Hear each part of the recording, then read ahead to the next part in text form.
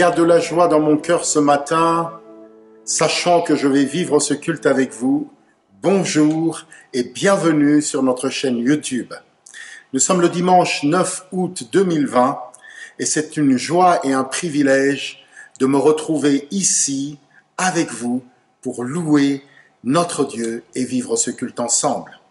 Je vous espère tous en excellente santé, que le Seigneur fortifie ceux qui sont atteints dans leur santé, que le Seigneur fortifie et console ceux qui sont dans le deuil, que le Seigneur assiste encore ceux qui sont affaiblis. Moi, je suis dans la joie quand on me dit « Allons à la maison du Seigneur ». Je vous invite à vous lever là où vous vous trouvez et que nous puissions ensemble prier et remettre ce culte entre les mains de Dieu. Seigneur notre Dieu, nous voici devant toi. Notre confiance est là en toi. Merci de ce que ce matin encore par ton esprit, tu vas nous conduire dans ta présence, les uns les autres et ensemble, pour te louer, pour te bénir. Que ta bénédiction soit sur ton peuple qui est réuni aux 14 rue Richelieu et sur tout ton peuple réuni de partout en France et sur cette terre. Que ta grâce et ta bénédiction soient notre partage et que tu conduises ces instants pour la seule gloire de ton nom. Amen. Excellent culte à chacun d'entre vous.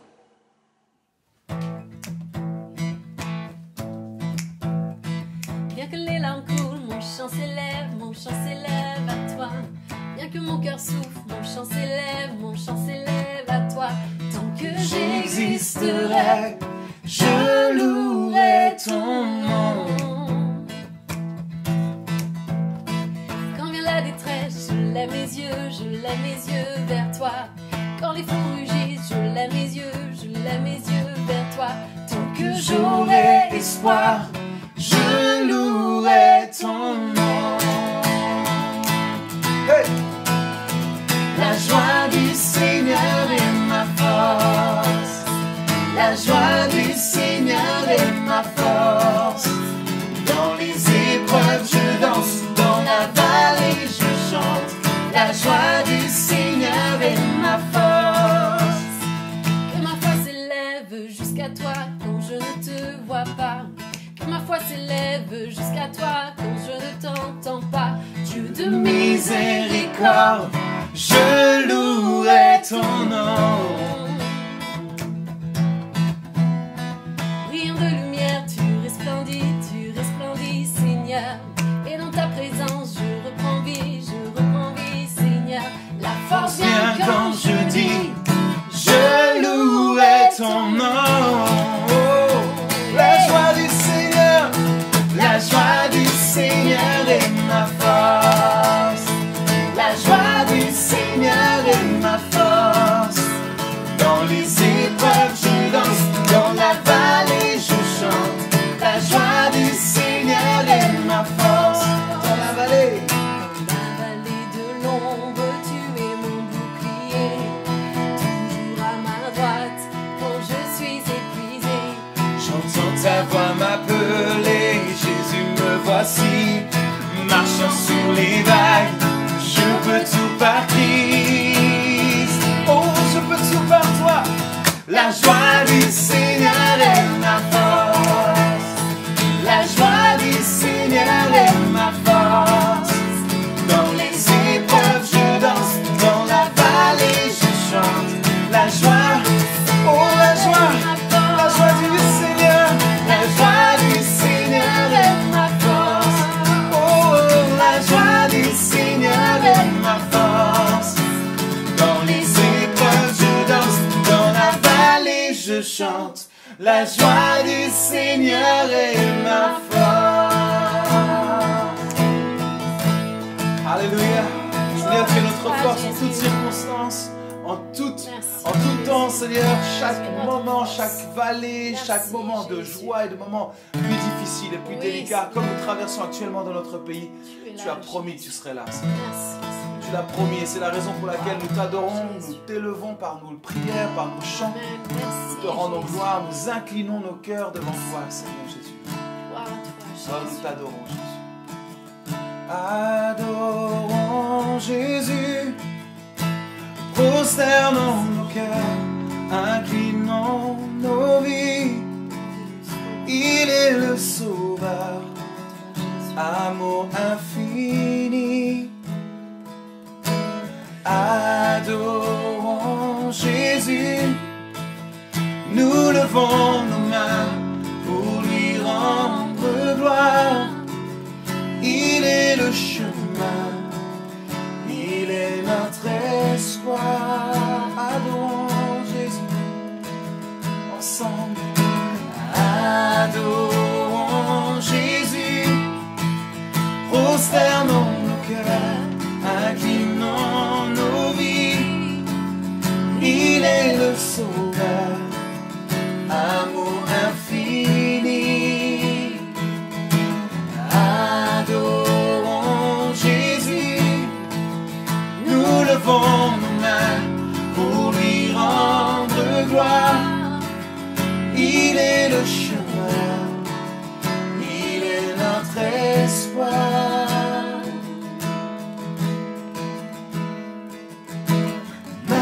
Magnifique est le Seigneur, magnifique est le Seigneur, magnifique est le Seigneur, digne de louange. Oh, tu es magnifique, magnifique est le Seigneur, magnifique est le Seigneur, magnifique est le Seigneur, digne de louange. Tu es digne de Jésus, toi seul est digne de louange. Oh, nous t'adorons ensemble, Jésus, tout notre cœur. Adorons Jésus, prosternons nos cœurs, inclinons nos vies. Il est le Sauveur, amour infini. Oh, adorons Jésus, nous levons nos mains pour lui rendre gloire. Il est le chemin, il est notre espoir.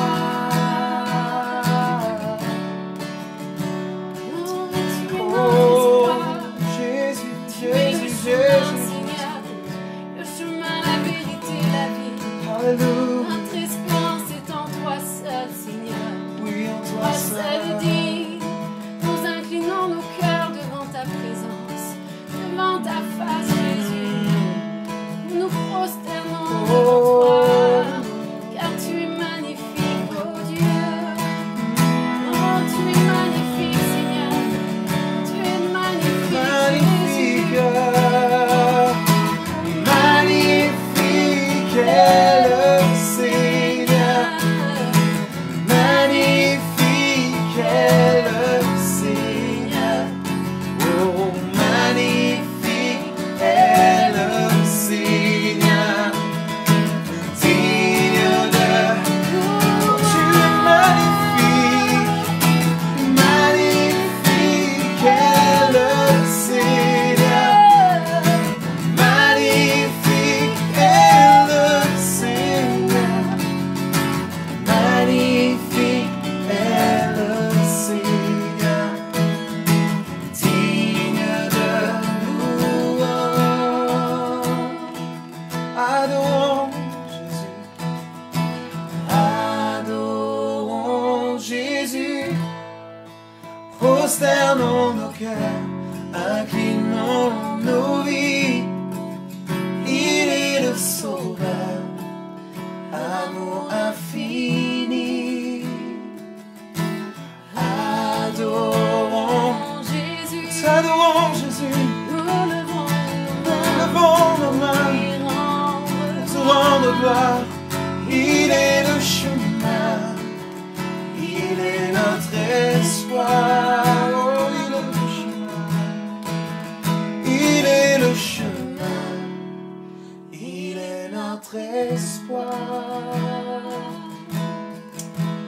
Seigneur, toi seul est notre espoir, toi seul est le chemin que nous voulons suivre. Et ce chemin, tu l'as tracé, tu nous l'as indiqué dans ta parole. Et Seigneur, c'est sur ta parole que nous voulons fonder notre vie. C'est sur ta parole, Seigneur, que nous voulons nous appuyer dans ces temps et ces circonstances. C'est sur ta parole, cette parole qui est la vérité. C'est sur cette parole seule que nous voulons compter jour après jour, Seigneur. Oui, ta parole, elle est la vérité. Et nous voulons le proclamer, Seigneur, encore aujourd'hui. Elle est cette vérité. Alléluia. Merci, merci Jésus. Ta parole est la vérité. Elle est lumière sur mon sentier. Yes. Je peux avancer en sécurité sur les voies que tu as tracées. Amen, amen. Ce que ta bouche a dit, ta main l'accomplit. Amen, amen. Loué soit l'Éternel.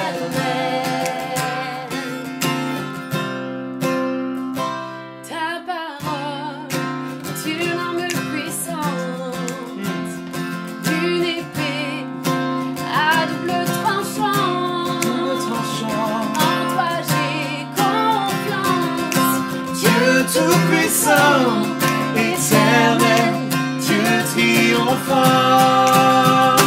Amen, amen.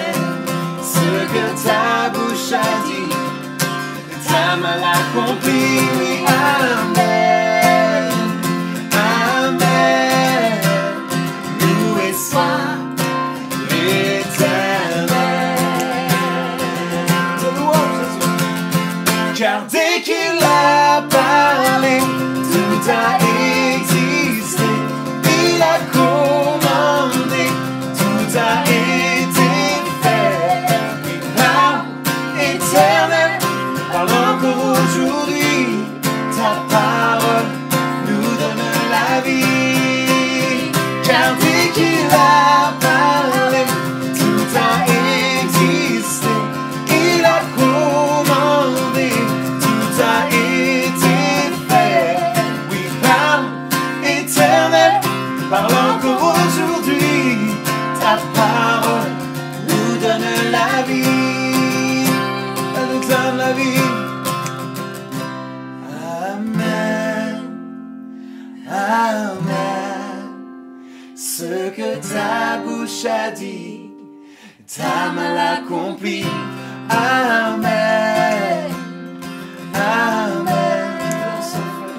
Qu'il en soit fait ainsi. Qu'il en soit fait ainsi. Qu'il en soit fait ainsi. Qu'il en soit fait ainsi. Seigneur, que ta parole s'accomplisse, Seigneur Jésus. Que ta parole, que tes promesses s'accomplissent, Seigneur, sur notre pays, Merci, sur l'Europe. Merci, Jésus. Seigneur, nous croyons, Seigneur, que c'est un temps particulier, un temps que tu as choisi, Oui, Père. un temps que tu conduis. Merci pour tout. Seigneur, c'est sur cette parole seule. Seigneur, nous ne voulons pas nous laisser emporter par d'autres discours, d'autres vains discours, mais nous voulons suivre uniquement ta parole, Seigneur Jésus. Elle est la vérité. Merci, Jésus. Et nous appuyons sur toi. Pourquoi? Parce que tu restes le même. Hier, aujourd'hui et pour toute éternité. Tu étais, tu es, tu seras toujours le même. Permettez-moi à nouveau de dire bonjour et particulièrement à ceux que je n'ai pas pu saluer tout à l'heure. Nous sommes le dimanche 9 août et c'est pour moi un privilège d'annoncer la parole, de partager la parole de Dieu ce matin. Nous avons repris les cultes en présentiel dimanche dernier et ma reconnaissance a été grande de pouvoir vivre ces moments avec les membres de la communauté. Ce matin, je voudrais, comme le roi David, dire à notre Dieu, « Je suis dans la joie quand on me dit « Allons à la maison de l'Éternel ». Je voudrais le dire au Seigneur et je voudrais vous le dire aussi. Combien je suis dans la joie quand on me dit « Allons à la maison du Seigneur ». Mais permettez-moi de lire un passage des Écritures avec vous ce matin. Et si vous êtes d'accord, lisons ensemble ce verset qui s'affiche sur l'écran et qui dit « Que la paix soit dans tes murs et que la sécurité règne en tes palais. » Ce même verset est prononcé de la manière suivante dans la version de la Colombe. « Que la paix soit dans tes remparts et la tranquillité dans tes donjons. » C'est donc le psaume 122, psaume de David, que je vous propose de méditer ce matin et qu'ensemble nous puissions y découvrir ou redécouvrir quelques richesses, quelques encouragements et quelques pistes pour notre marche sur cette terre, particulièrement en cette période qui n'est pas si simple que ça. Ce psaume, il fait partie des psaumes qui sont introduits par la phrase suivante, cantique des degrés ou des montées, qui partent du psaume 120 au psaume 134 et qui étaient probablement chantés lorsque le peuple de Dieu était en pèlerinage et qu'ils allaient en direction de la ville de Jérusalem et de son temple. 3 fois par an, notamment lors de la fête de Pâques, Pessa, lors de Shavuot, c'est-à-dire la Pentecôte, et puis aussi de Sukkot, c'est-à-dire la fête des tabernacles ou des cabanes. Je vous propose maintenant que nous puissions lire ensemble le psaume 122. Cantique pour la route vers la demeure de l'Éternel, de David. Je suis dans la joie lorsqu'on me dit « Allons monter à la demeure de l'Éternel. » Voici que nos pas s'arrêtent à tes portes, ô Jérusalem. Ô Jérusalem, cité bâtie, formant un tout bien uni, c'est là qu'affluent les tribus de l'Éternel. C'est la loi en Israël pour y louer l'Éternel. C'est là que sont établis les trônes pour ceux qui exercent la justice, les trônes pour les descendants de David. Priez pour la paix de Jérusalem. Oui, que ceux qui t'aiment, ô Jérusalem, vivent en sécurité. Que la paix soit dans tes murs et que la sécurité règne en tes palais. Pour mes frères, mes amis, je me plais à dire, la paix soit chez toi. Pour l'amour du temple, de l'Éternel notre Dieu, je souhaite ton bien. Amen. Le psaume 122 nous parle de cette cité qui est bien bâtie, formant un tout bien uni, c'est-à-dire une forteresse dans la ville de Jérusalem. Jérusalem, c'est le symbole de la présence de Dieu.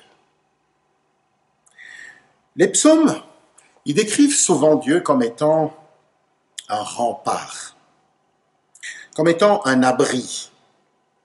Par exemple, le psaume 46, il commence en disant que Dieu est pour nous un rempart. Mais il est aussi plusieurs fois présenté comme un roc, comme une forteresse inébranlable sur laquelle nous avons fondé notre propre vie. C'est lui qui, face à l'adversité, la maladie, les menaces, le rejet, et demeure, reste réellement un rocher sur lequel nous pouvons nous appuyer. Et là, je pense que vous avez tous dit « Amen ». Et je vous propose ce matin de débuter notre réflexion du psaume 122 par le verset 7 que nous avons lu tout à l'heure et qui dit, je le répète, que la paix soit dans tes murs et que la sécurité règne en tes palais. En cette période d'incertitude, la paix et la sécurité seraient une belle demande, une belle prière adressée à notre Dieu. lui demander sa protection face aux incertitudes et aux stigmatisations, quand bien même nous savons que nul ne peut nous retirer l'amour de Dieu qui est tellement fort, tellement solide et stable, et dont on ne peut être déraciné. Lui demander la paix et la sécurité est bel et bien un sujet, notamment de ces jours. Vous avez constaté que depuis le déconfinement, il y a beaucoup de violence. Et bien aimés, je voudrais vous inviter, vous encourager à prier pour la paix et la sécurité. Mais pour qui, ici, dans ce passage même, pour qui demande-t-on la paix et la sécurité? Ce qui est intéressant, notamment dans ce passage, est que cette prière est destinée, est faite pour celui qui, justement, est sorti de chez lui. Cette prière, elle est faite pour un pèlerin qui a pris des risques chemin faisant sur les routes et qui, justement, n'est pas censé avoir le fameux donjon, qui, justement, n'est pas censé avoir un rempart, mais plutôt une toute simple tente étant en pèlerinage. Cette tente qui peut servir à s'abriter. Peut-être dire un mot sur le donjon. C'est la tour la plus haute d'un château fort qui est destiné à servir à la fois de point d'observation, de poste de tir et de dernier refuge si le reste de la fortification vient à être prise par l'ennemi. Et le rempart, c'est cette muraille qui est épaisse et dont on entourait les places de guerre et les châteaux forts, les forteresses. Mais il y a autre chose dans ce psaume que je voudrais citer. Ce pèlerin semble être arrivé. Il semble avoir atteint son but, son objectif. Le passage nous dit « Nos pieds se tiennent debout à tes portes, Jérusalem ». Comme s'il est arrivé au bout de sa quête, de sa marche. Pourtant, à la suite de la lecture du psaume, le pèlerin continue d'être en demande. Son désir est sincère, il est profond pour ses frères et pour ses amis. On peut ainsi comprendre que quand, bien même, notre marche a été longue, que le chemin qui a été parcouru a été beau, a été peut-être avec des embûches, mais victorieux, on n'est pas encore arrivé, on n'est pas à l'arrêt, même si nos pas s'arrêtent à tes portes. Nous sommes toujours en quête et en mouvement vers Dieu, mais aussi, et c'est ce qui est intéressant, en mouvement vers les autres. On peut le voir dans la prière qui est faite. Ainsi, nous pouvons comprendre une chose essentielle de notre relation avec Dieu. Même si ce passage nous dit qu'il se tient debout, arrêté devant la porte de Jérusalem, nous comprenons ici que nous ne sommes pas encore arrivés et donc que nous ne pouvons pas nous enfermer dans nos connaissances, mais que nous sommes encouragés à continuer de cheminer vers Dieu avec les autres. Je peux le dire autrement. Continuer notre pèlerinage, d'être ces pèlerins, c'est-à-dire de prendre des risques en chemin. Vous savez, mes bien-aimés, il n'y a pas de vie chrétienne sans risque. Risque d'être incompris, d'être rejeté, stigmatisé, exposé, critiqué. Mais l'essentiel, c'est d'être en route. C'est d'ailleurs ainsi que le livre de la Genèse, après celui-ci, la Bible nous parle de l'Exode. Cet Exode qui est au cœur même de l'histoire du peuple de Dieu, qui est continuellement en marche vers cette terre promise. Je dis continuellement parce que ils ne vont jamais, la grande majorité ne vont jamais la connaître.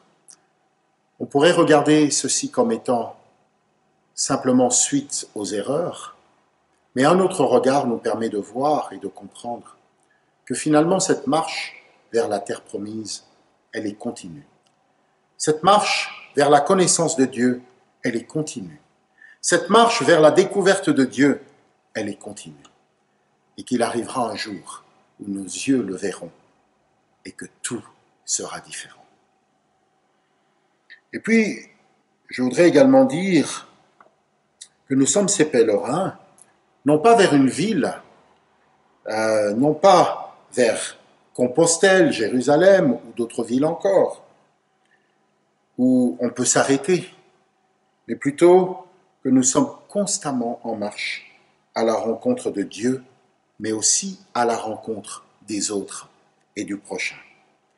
Nous ne sommes pas arrivés au bout de notre connaissance. Nous ne sommes pas arrivés au bout de notre reconnaissance. Nous ne sommes pas arrivés au bout de notre louange, de notre adoration et dans notre étude de la parole, de cette découverte de ce Dieu qui est infiniment grand.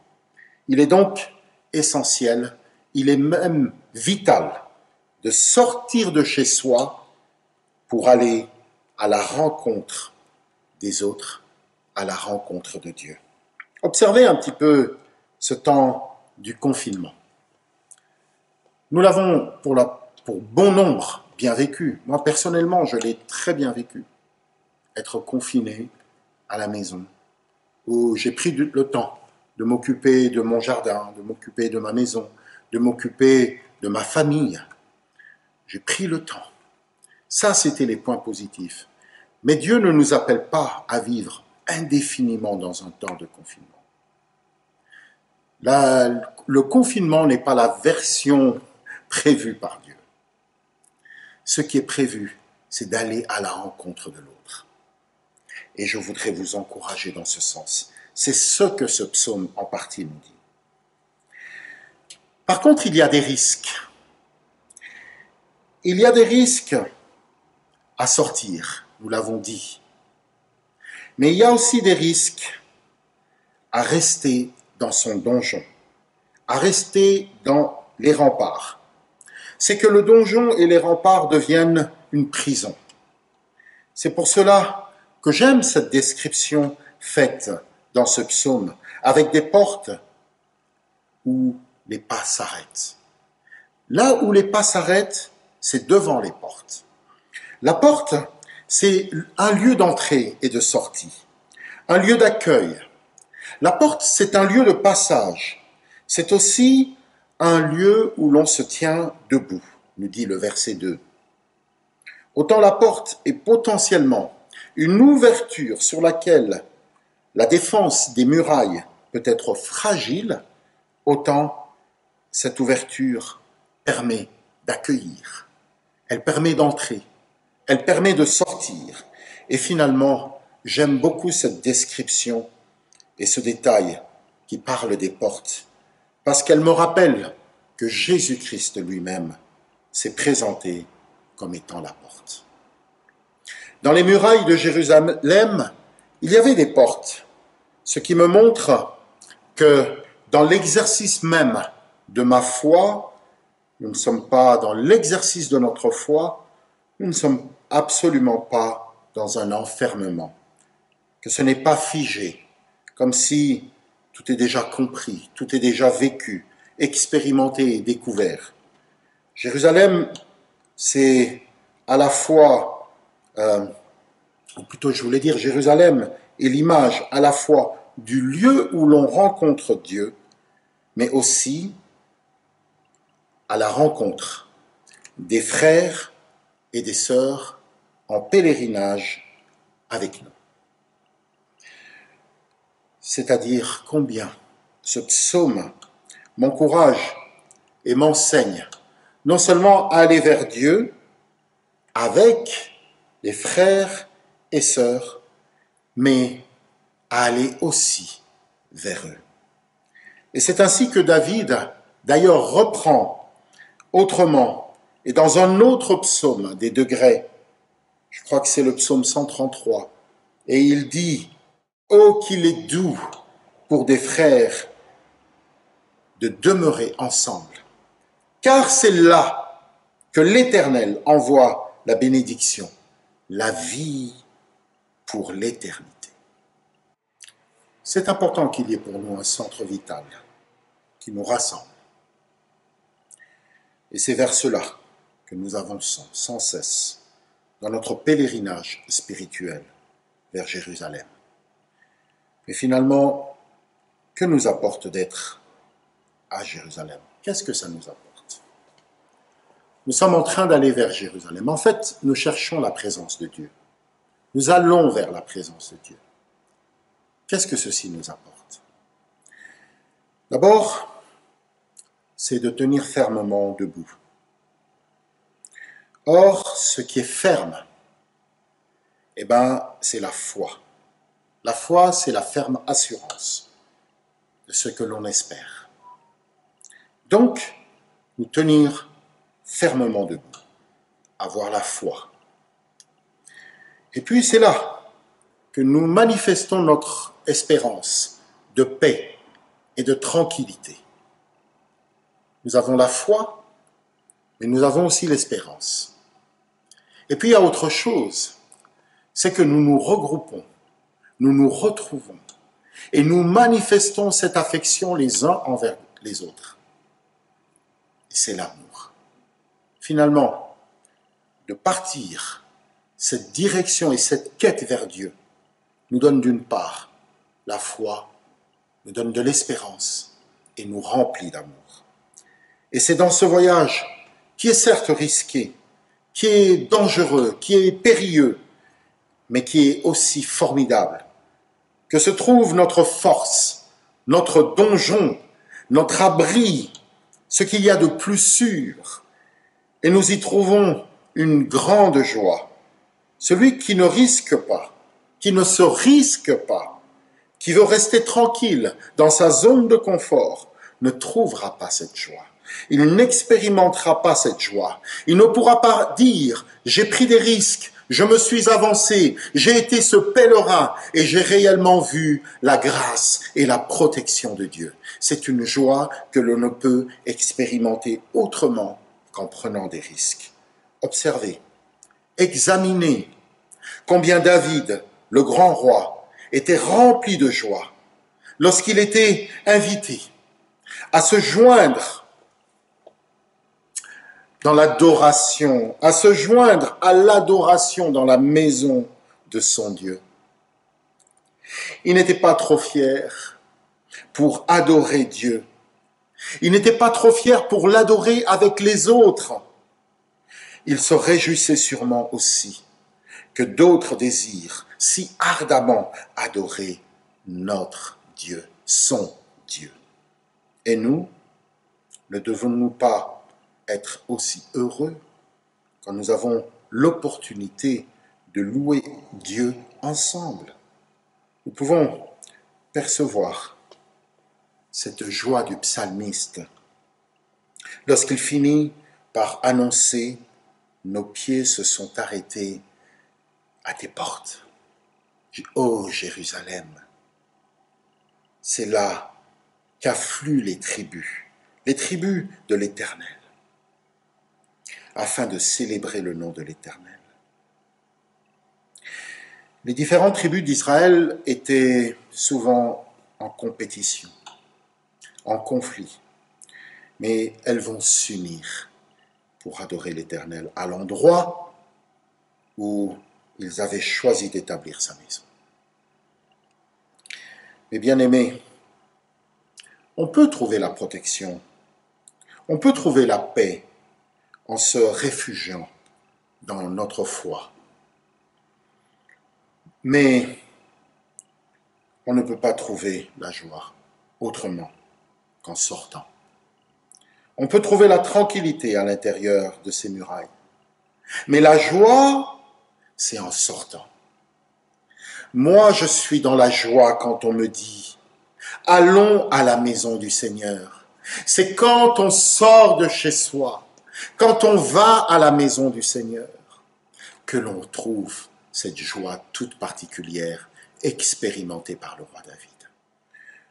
Se déplacer et aller dans le temple, Ce n'est pas un cadeau que nous faisons à notre Dieu. Ce n'est pas une bonne action en faveur de l'équipe pastorale. Ce n'est pas un privilège sans risque. D'ailleurs, cela a toujours été un risque, même quand on n'en était pas conscient. Ce n'est pas non plus une option.